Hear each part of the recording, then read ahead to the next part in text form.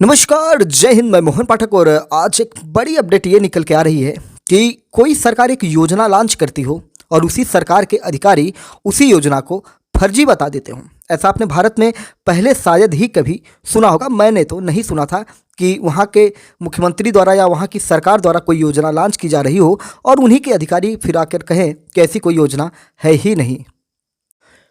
बात कर रहे हैं हम दिल्ली की। दिल्ली के मुख्यमंत्री अरविंद केजरीवाल द्वारा महिला सम्मान योजना लॉन्च किया गया था। अब जिसे दिल्ली के अधिकारी और साथ ही साथ दिल्ली की जो लेफ्टिनेंट गवर्नर है उनके द्वारा एक चिट्ठी लिखी गई जिसमें कई अहम बातें निकल के आई हैं।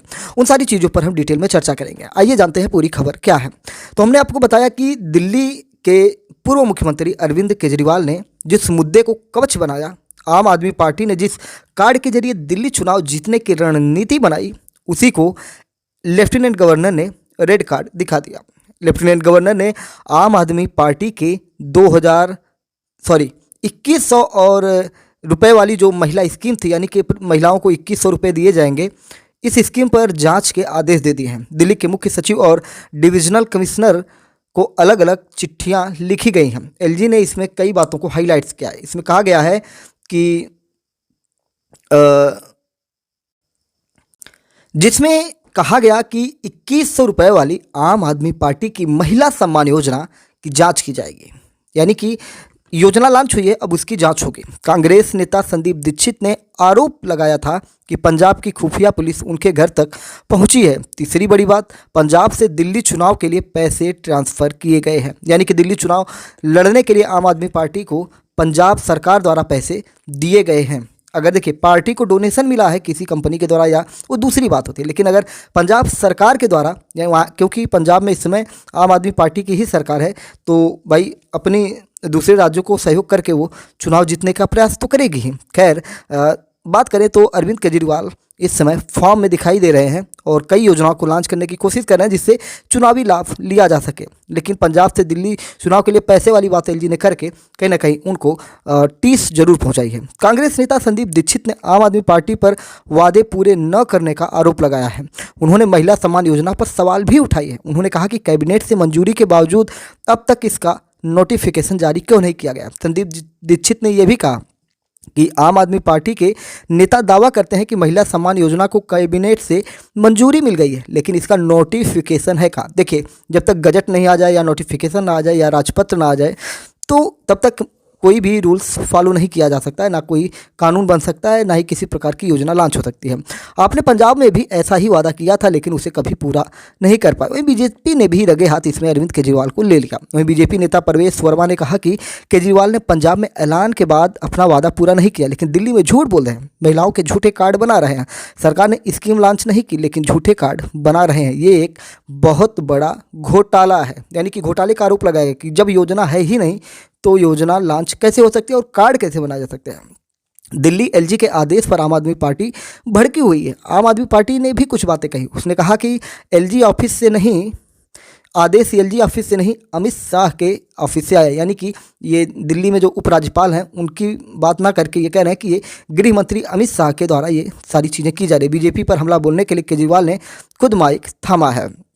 थोड़ी सी हम चीज़ें आपको क्लियर करते चलें कि किस प्रकार से क्या पूरा माहौल बना है और उपराज्यपाल क्यों इन सब चीज़ों में पूरा दिलचस्पी ले रहे हैं। थोड़ी सी हम आपको बता दें कि जो ये आपकी जिस चैनल पर आप ये सुन रहे हैं, इस चैनल को कहते हैं एमपीएस हिंदी, और इस पर आपको डेली करंट अफेयर्स और न्यूज़ एनालिसिस मिलता है। तो आपको क्या करना है, इस चैनल को सब्सक्राइब कर लेना है देश और दुनिया की बड़ी खबरों के लिए, जिसको हम एक्सप्लेन करते हैं। भविष्य में और भी परीक्षा उपयोगी सामग्री आपको यहाँ पे प्राप्त होगी, लेकिन फिलहाल अभी करंट अफेयर का ही आप आनंद उठाइए और अपनी परीक्षाओं में अपने को मजबूत करिए। और अगर आप देश के सामान्य नागरिक हैं या देश के जागरूक नागरिक हैं, तो आपको भी ये सारी चीज़ें जाननी चाहिए। ना यहाँ पर कोई चापलूसी होती है, ना ही किसी प्रकार का किसी का पक्ष या विपक्ष लिया जाता है। सब जो चीज़ें होती हैं पॉइंट टू पॉइंट आपको दी जाती हैं करंट अफेयर्स के जरिए। खैर, न्यूज़ में तो चीज़ें आप जानते हैं क्या होता है, तो न्यूज़ चैनल को छोड़िए और आइए एमपीएस हिंदी पर। अरविंद केजरीवाल की जब आदेश की काफ़ी सामने आती है, तो केजरीवाल ने इन चीज़ों को जवाब देने के लिए कुछ बातें कही। उन्होंने साफ साफ कहा कि बीजेपी और कांग्रेस नहीं चाहती हैं कि महिलाओं को ये योजना लागू हो जिससे महिलाओं को फ़ायदा हो। यानी केजरीवाल ने सियासी पत्ते फेंकते हुए बताया कि उनकी पार्टी अगर सत्ता में नहीं आई तो बीजेपी कांग्रेस इस योजना को रोक देंगे। अब सवाल उठता है कि आखिर जब दिल्ली चुनाव के मुहाने पर है तो केजरीवाल को दिल्ली की महिलाओं की याद अब क्यों आई है?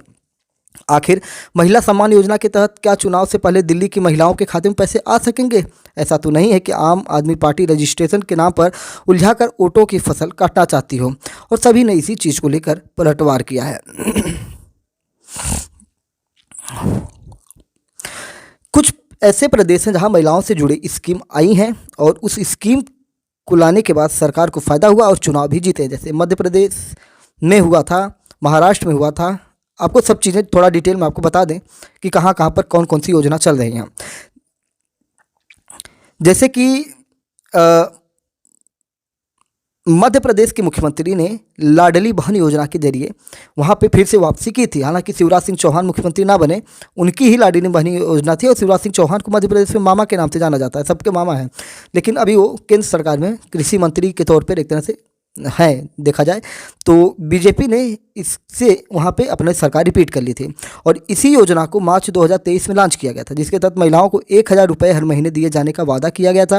फिर इसे 1250 रुपये किया गया और इसके बाद 3000 रुपये करने की प्लानिंग की गई थी। वहीं महाराष्ट्र में लाडकी बहन योजना लागू की गई थी। इसके तहत 1 करोड़ महिलाओं को 1500 रुपये हर महीने देने की बात की गई थी, जिसका फ़ायदा चुनाव में महायुति को हुआ और फिर से सरकार बनी और देख रहे हैं कि वहाँ पे बीजेपी की सरकार बनी है गठबंधन के साथ। खैर मुख्यमंत्री बीजेपी के ही है, फडणवीस, ठीक है, देवेंद्र फडणवीस उनका नाम है।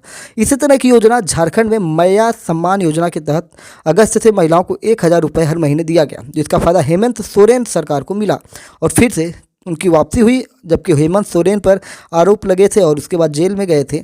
जेल से निकलने के बाद फिर से वो कहीं ना कहीं मुख्यमंत्री बन गए। पश्चिम बंगाल में भी लक्ष्मीर भंडार स्कीम को फरवरी 2021 में लॉन्च किया गया था। शुरुआत में कम पैसे से हुई, लेकिन बाद में सामान्य श्रेणी की महिलाओं को 1000 और SC/ST श्रेणी की महिलाओं को 1200 रुपये देने जाने शुरू कर दिए, जिसका फ़ायदा ममता सरकार को मिला है और लगातार मिलता जा रहा है। इसी तरह कर्नाटक में गृह लक्ष्मी स्कीम के जरिए कांग्रेस सरकार बनने में मदद मिली। यहाँ हर घर की महिला मुखिया को 2000 रुपये दिए जाते हैं। इस स्कीम ने कर्नाटक में गेम चेंजर काम कर दिया।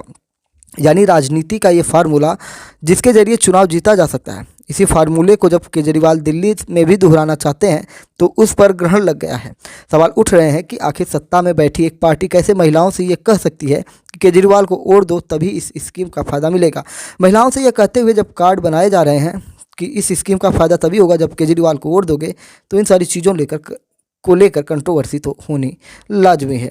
तो ये सारी चीज़ें थी जो हमने आपको डिटेल में बताया कि क्या क्या वहाँ पे इस समय हो रहा है।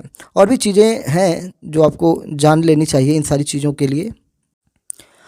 इसमें वहाँ के अधिकारियों ने विज्ञापन छपवाया था। विज्ञापन में कुछ बड़ी बातें लिखी थी। उससे पहले हम सरकार की 4 योजनाओं के बारे में बता दें। पहली है बुजुर्गों के लिए संजीवनी योजना, जो 60 साल से ज़्यादा उम्र के बुजुर्गों का मुफ्त इलाज मिलेगा।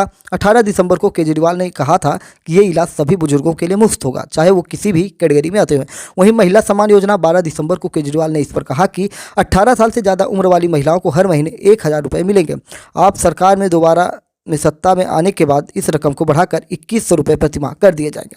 वहीं ऑटो चालकों के लिए 4 स्कीम्स हैं, जिनमें 10 दिसंबर को इस योजना का ऐलान किया गया। बेटी की शादी के लिए 1 लाख रुपए, होली दिवाली पर वर्दी बनवाने के लिए 2,500 हज़ार रुपये, 10 लाख रुपए का लाइफ इंश्योरेंस और 5 लाख का एक्सीडेंटल इंश्योरेंस कराया जाएगा। बच्चों की कोचिंग का पैसा भी दिया जाएगा, ऐसा वादा किया गया है।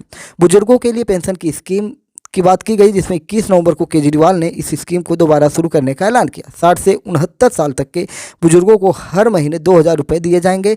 70 साल से ऊपर के बुजुर्गों को 2500 रुपये प्रति महीना देने की बात की गई थी। जो अधिकारी हैं दिल्ली के, उन्होंने 25 दिसंबर को दिल्ली सरकार के महिला और बाल विकास विभाग के ज्वाइंट डायरेक्टर की ओर से अखबारों में विज्ञापन दे दिया गया। इसमें यह बताया गया कि एक राजनीतिक पार्टी दिल्ली की महिलाओं को मुख्यमंत्री महिला योजना के तहत 2100 रुपये प्रतिमाह देने का वादा कर रही है। यह स्पष्ट किया जाता है कि दिल्ली सरकार द्वारा ऐसी कोई योजना अधिसूचित नहीं की गई है। यह अखबारों में छपा है फ्रंट पेज पर। दिल्ली की जनता को सलाह दी जाती है कि वे ऐसी गैर मौजूद योजना के वादों पर विश्वास न करें, क्योंकि ये भ्रामक और बिना किसी अधिकार के हैं। महिला एवं बाल विकास विभाग ऐसी किसी भी देनदारी या धोखाधड़ी के लिए जिम्मेदार नहीं होगा। तो ये चीज़ें उसमें लिखी गई हैं। और भी बहुत सारी चीज़ें हैं जिनमें दिल्ली के स्वास्थ्य एवं परिवार कल्याण विभाग के विशेष सचिव की ओर से एक अन्य विज्ञापन जारी किया गया। इसमें संजीवनी योजना को एक फ्रॉड बताया गया। इसमें कहा गया कि आज तक ऐसी कोई भी कथित योजना अस्तित्व में नहीं है। इसके अलावा स्वास्थ्य विभाग ने न तो किसी स्वास्थ्य अधिकारी या किसी अन्य व्यक्ति को बुजुर्ग नागरिकों से ऐसी व्यक्तिगत जानकारी और डेटा एकत्र करने के लिए अधिकृत किया है, न ही विभाग इस संबंध में कोई कार्ड प्रदान करता है। कथित गैर मौजूद संजीवनी योजना के तहत मुफ्त इलाज के किसी भी वादे पर विश्वास न करें। योजना के तहत फायदा देने का दावा करने वाले किसी भी व्यक्ति को कोई व्यक्तिगत जानकारी न दें। अनजाने में किसी भी दस्तावेज पर अपना हस्ताक्षर या अंगूठा न लगाएं। ऐसी भी बातें लिखी गई हैं। इलेक्शन एनालिस्ट जो हैं उनके हिसाब से अगर हम जानें तो उन्होंने बताया कि यह दोनों फिलहाल सिर्फ चुनावी वादे हैं, कोई स्कीम नहीं है। संजीवनी योजना और महिला सम्मान योजना को जमीनी स्तर पर लागू नहीं किया गया है, क्योंकि आप सरकार के पास समय नहीं बचा है। मुख्यमंत्री सचिव को इन स्कीम के वादों को पूरा करने के लिए प्रोसेस फॉलो करना पड़ेगा, जिसमें लेफ्टिनेंट गवर्नर की परमिशन की ज़रूरत होती है। हालांकि उनसे इनकी जमती नहीं है। फरवरी 2025 में दिल्ली में विधानसभा चुनाव होने वाले हैं। ऐसे में दिल्ली सरकार के पास स्कीम को लॉन्च करने के लिए पर्याप्त समय नहीं बचा है। इन सबके बीच विभागों के दोनों विज्ञापनों ने मामला और ज़्यादा बिगाड़ दिया। द फाइनेंशियल एक्सप्रेस की एक रिपोर्ट में बताया गया है कि दिसंबर 2024 की शुरुआत में दिल्ली सरकार की ओर से टैक्स न देने वाली महिलाओं को 1000 रुपये देने की योजना मंजूरी मिल गई थी, लेकिन इस योजना के लिए अभी तक ऑफिशियल रजिस्ट्रेशन पोर्टल शुरू नहीं हुआ है। महिलाओं को 1000 रुपये देने की घोषणा बजट में की गई थी और इसे मंत्रिपरिषद ने मंजूरी दे दी थी, लेकिन 60 साल से ज़्यादा उम्र के लोगों को मुफ्त इलाज की घोषणा पर कोई काम नहीं हुआ है, क्योंकि कैबिनेट ने इसे पारित नहीं किया है। दिल्ली में योजनाओं को लेकर चुनी हुई सरकार और ब्यूरोक्रेसी के बीच चल रहे घमासान से इन योजनाओं को लागू करने में परेशानी हो सकती है।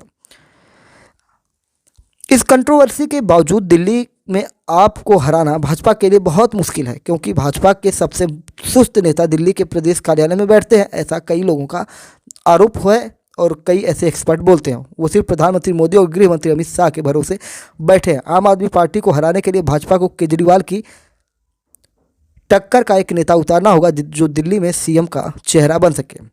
ऐसी बातें कई एक्सपर्ट द्वारा बताई गई हैं।